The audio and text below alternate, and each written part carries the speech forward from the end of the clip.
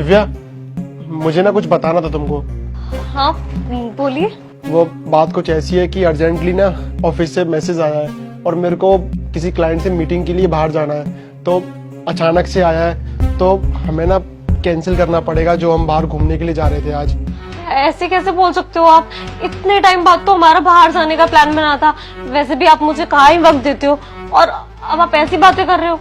क्या करूं, काम भी तो जरूरी है ना। अगर बॉस की बात नहीं मानूंगा तो काम से निकाल देंगे, और वो क्लाइंट ना फॉरेन से आया है तो डील करना जरूरी है, और हाँ मेरे को 2 दिन लग जाएंगे आने में, तो प्लीज थोड़ा देख लेना।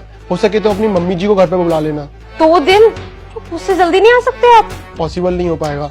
ठीक है, मैं चलता हूँ, मुझे पैकिंग भी करनी है क्योंकि मेरी कैब भी आने वाली होगी थोड़ी देर में। ठीक है, मैं आपकी हेल्प कर देती हूँ। नहीं नहीं नहीं, इट्स ओके, तुम बैठो, मैं जा रहा हूँ।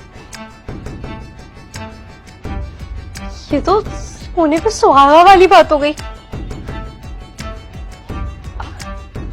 हेलो, सुनो, मेरा पति 2 दिन के लिए किसी बिजनेस ट्रिप से बाहर जा रहा है।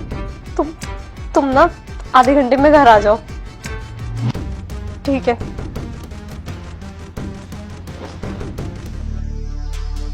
गया तेरा पति? वो तो चले गए, बट मानना पड़ेगा, बड़ी जल्दी आ गए तुम। इस दिन का बहुत दिनों से इंतजार था ना, तो आ गया जल्दी, सब्र ही नहीं हुआ मुझ पे। चलो ठीक है, अच्छा हो तुम आ गए। वैसे भी मैंने अपने पति को बेवकूफ बना रखा है। उसको ऐसा दिखाती हूँ जैसे पता नहीं मुझे उसकी कितनी फिक्र है, और उसके समय के लिए मैं मर ही जा रही हूँ, तो उसको ना जरा भी शक नहीं होगा। और मैंने ना क्रॉस चेक किया है, तो 2 दिन से पहले तो वो वापस आने ही नहीं वाला, तो ये 2 दिन हमारे हैं। चल टाइम वेस्ट नहीं करते हैं, करते हैं। रुक जा भाई, रुक जा। इतनी जल्दी किस बात की है, सब्र कर ले थोड़ा। क्यों, शौक लगा मुझे देखकर? मैं तो बाहर जाने वाला था ट्रिप पर, क्लाइंट से मीटिंग करने के लिए, अचानक से कैसे वापस आ गया? मैं कोई मीटिंग के लिए बाहर नहीं गया था, मैंने एक छोटी सी प्लानिंग की थी तुम्हें रंगे हाथों पकड़ने की, कि तुम मेरे पीठ पीछे करती क्या हो। सोसाइटी वालों ने काफी बार बताया था मेरे को कि मेरे जाने के बाद मेरे घर पे बहुत सारे लड़के आते हैं, पर मैंने कभी उनका विश्वास नहीं माना क्योंकि मैंने तुम पर ट्रस्ट किया था। अरे अंदर विश्वास करता था मैं तुम पे।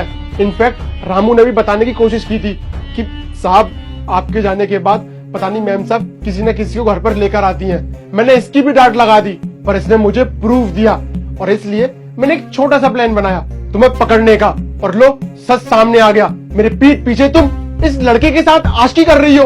बस करो तुम। ना मेरे ऊपर चढ़ने की जरूरत नहीं है, तमीज तो है नहीं तुम में बात करने की। और सीधी बात, तुम्हारे पास मेरे लिए वक्त कभी था ही नहीं, इसलिए फिर मैंने सोचा कि क्यों मैं तुम्हारे पीछे भागती रहूं समय के लिए, क्यों मैं तुम्हारे पीछे भागती रहूं मेरी ख्वाहिशें पूरी करने के लिए।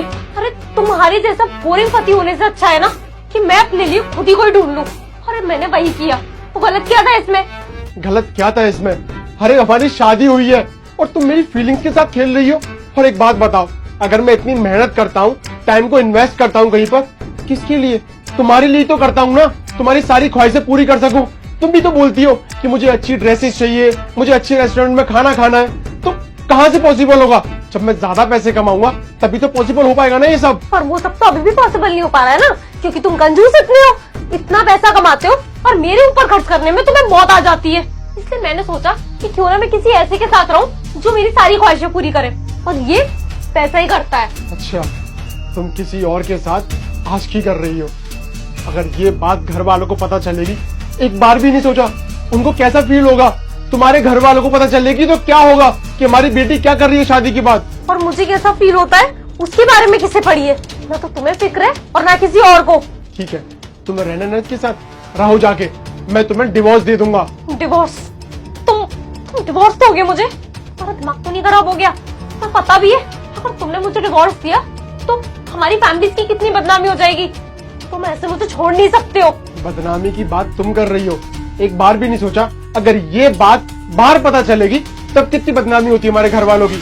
अब डिवोर्स से डर रही हो, अब सोच रही हो हमारी फैमिली के बारे में। अगर हमारी फैमिली के बारे में पहले सोचा होता ना तो ये सब नहीं कर रही होती तुम।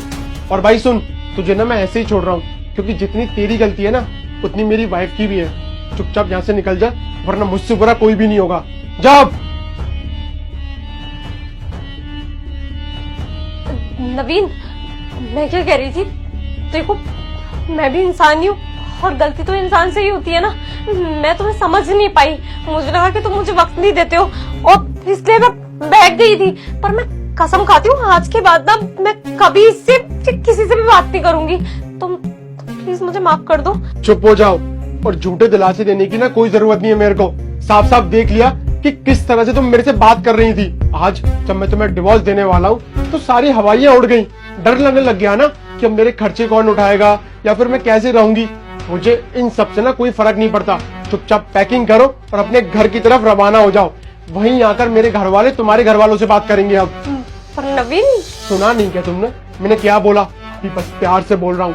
अगर मुझे गुस्सा आ गया ना तो मुझसे बुरा कोई भी नहीं होगा। निकलो यहाँ से।